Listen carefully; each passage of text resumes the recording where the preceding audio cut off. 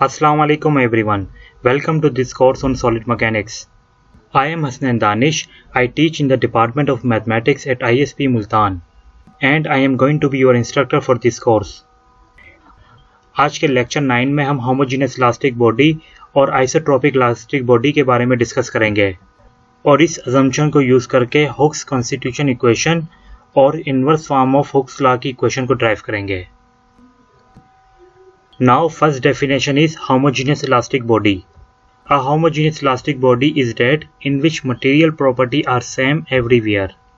It means that ये एक ऐसी इलास्टिक बॉडी होती है जिसमें बॉडी की मटेरियल प्रॉपर्टी हर पॉइंट पर सेम होती है. तो इस तरह की बॉडी को हम होमोजेनियस इलास्टिक बॉडी कहते हैं. Next definition is isotropic elastic body. An isotropic elastic body is that in which properties at a point are independent of its orientation in the body. It means that ये एक ऐसी elastic body होती है जिसमें body की material property तमाम directions में same होती है. तो इस तरह की बॉडी को हम आइसोट्रोपिक इलास्टिक बॉडी कहते हैं. और आइसोट्रोपिक टेंसर को हम क्रोनिकल डेल्टा की फॉर्म में इस तरह लिख सकते हैं. CIJKL equal to AIJ into chronicle delta KL plus BIK into chronicle delta KL plus CIL into chronicle delta JK. Next अब हम हुक्स लॉ को स्टेट करेंगे होमोजीनियस और आइसोट्रोपिक बॉडी के लिए और इसकी इक्वेशन को ड्राइव करेंगे.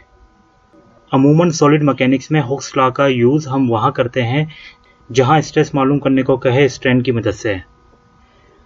कंसीडर करते हैं एक होमोजीनियस और आइसोट्रोपिक इलास्टिक बॉडी और लेट करते हैं कि इस बॉडी के किसी भी पॉइंट पर स्ट्रेस डिस्ट्रीब्यूशन सिग्मा IJ और स्ट्रेन डिस्ट्रीब्यूशन एप्सिलॉन KL इस तरह डिफाइन है.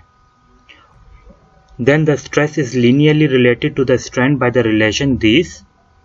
मतलब इस स्ट्रेस और स्ट्रेन को हम लीनियरली इस तरह रिलेट कर सकते हैं. Sigma IJ is directly proportional to epsilon KL. So this law states that the stress component can be written as the linear and homogeneous functions of strain components. जब हम यहाँ से प्रोपोर्शनलिटी के साइन को remove करेंगे तो उसकी जगह पे इक्वल टू CIJKL लिख देंगे.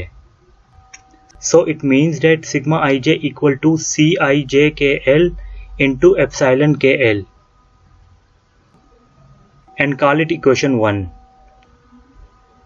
यहाँ isotropic tensor CIJKL fourth order tensor है क्योंकि यहाँ 4 फ्री इंडेक्स हैं और इस टेंसर के कंपोनेंट 81 हैं.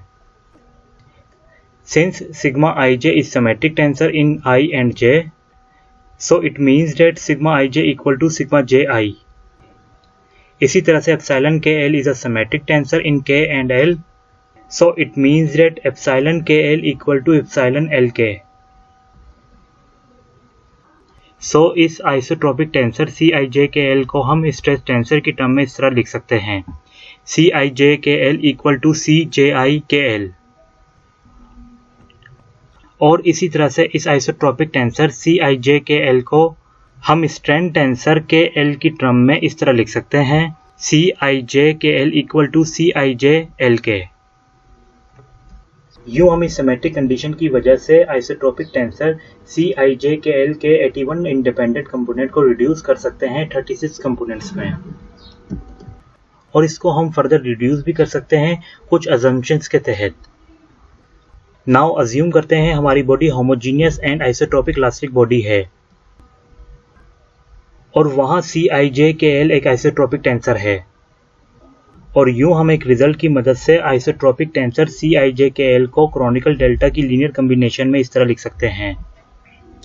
CIJKL equal to alpha chronicle delta IJ into chronicle delta KL plus beta chronicle delta IK chronicle delta JL plus gamma chronicle delta IL into chronicle delta JK and call it equation 2. Now अब यहाँ से alpha beta और gamma की value find करने के लिए हम I को J में चेंज कर देंगे और J को I में चेंज कर देंगे. So we get this CJIKL equal to alpha chronicle delta JI into chronicle delta KL plus beta chronicle delta JK into chronicle delta IL plus gamma chronicle delta JL into chronicle delta IK. यहाँ हमने I को J में change कर दिया है और J को I में चेंज कर दिया है, so we get this equation. Since अभी हमने पढ़ा है कि CiJKL equal to CJIKL and chronicle delta Ij equal to chronicle delta Ji. So substituting these in above equation, we will get this.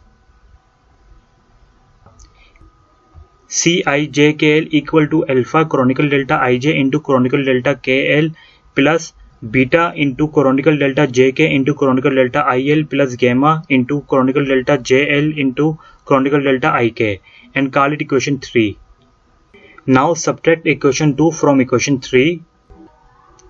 We get 0 equal to beta into chronicle delta Ik into chronicle delta JL plus gamma chronicle delta IL into chronicle delta Jk minus beta into chronicle delta Jk into chronicle delta IL plus gamma chronicle delta JL into chronicle delta Ik. Taking common chronicle delta IL into chronicle delta JL in this term and in this term, we will get gamma minus beta into chronicle delta IL into chronicle delta JK. इसी तरीके से taking common chronicle delta Ik into chronicle delta JL in this term and in this term, we will get gamma minus beta into chronicle delta JL into chronicle delta Ik.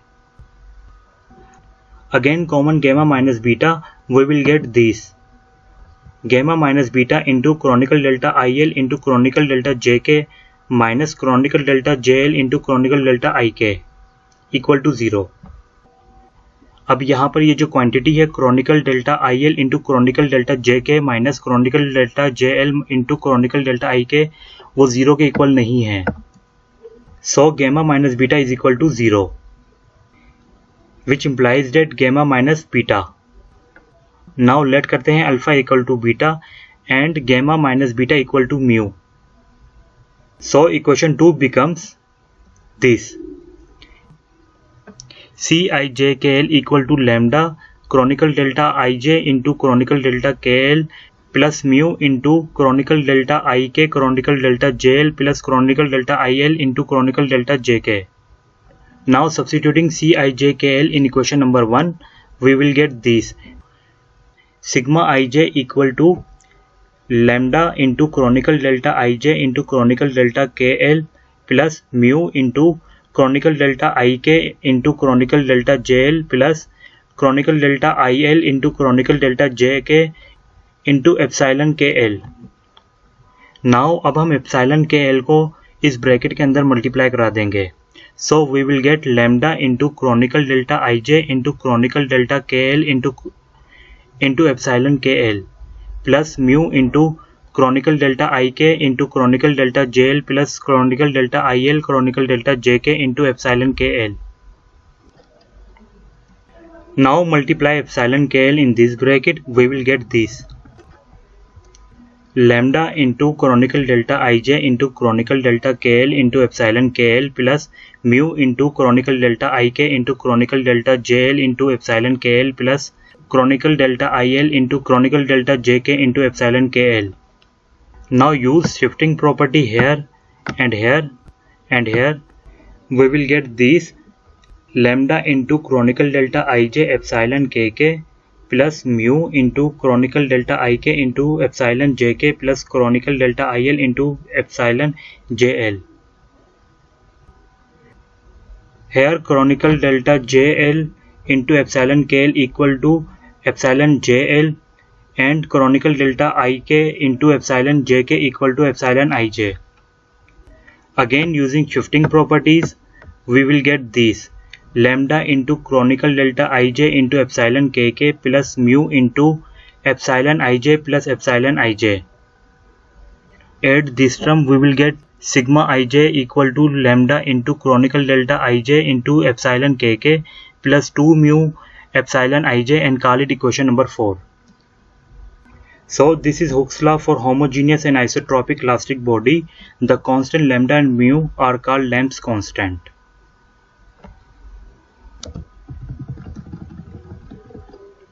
Now next topic is inverse form of Hooke's law. We know that the Hooke's law for a homogeneous and isotropic elastic body is given by this formula. sigma ij equal to lambda into chronicle delta ij into epsilon kk plus 2 mu into epsilon ij and call it equation 4.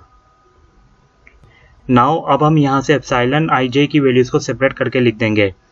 So we will get 2 mu into epsilon ij equal to sigma ij minus lambda chronicle delta ij into epsilon kk.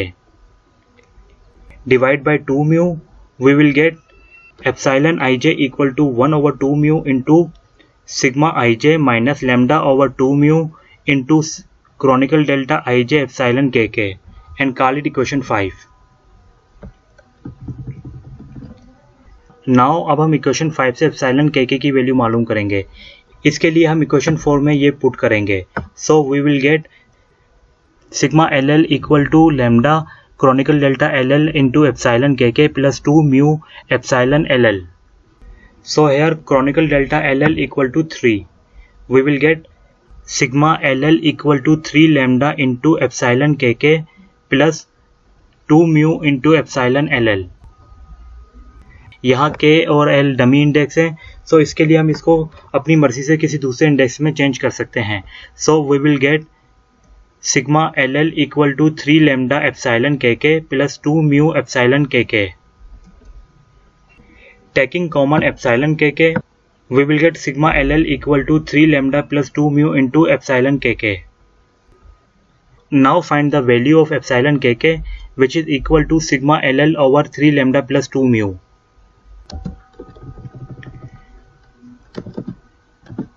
Putting epsilon kk in equation number 5, we will get epsilon ij equal to 1 over 2 mu into sigma ij minus lambda over 2 mu into chronicle delta ij into sigma ll over 3 lambda 2 mu. Put sigma ll equal to sigma kk, we will get this. This is the inverse form of Hooke's law for homogeneous and isotropic bodies. Thank you.